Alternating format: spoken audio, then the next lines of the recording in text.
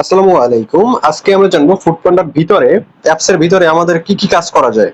আর জানবো আমরা যখন আমরা ডিউটিতে থাকি হঠাৎ করে আমাদের সাইকেল নষ্ট হয় অথবা আমাদের প্রয়োজনে ব্রেক নিতে হয়, সেটা কিভাবে নিব সেটাই আজকের এই ভিডিওতে ছোট্ট করে দেখাই দিব। কারণ আমরা সব সময় বড় ভিডিও দেখার সময় পাই না, অথবা ছোট একটি ভিডিও দেখার মানে গুরুত্বপূর্ণ টাইমে আমাদের ছোট একটা ভিডিও দেখেই উত্তর পেয়ে যাই আসলে।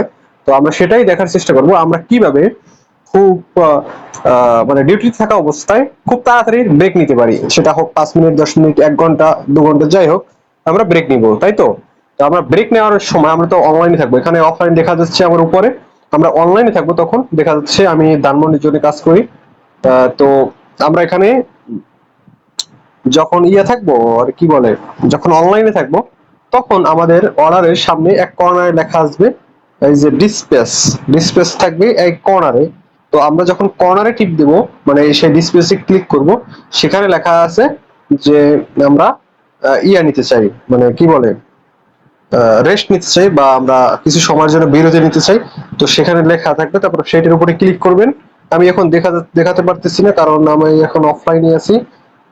তো আমি অনলাইনে থাকলে আপনাদের দেখাতে পারতাম, সুবিধা হতো, দেখতে পারতেন।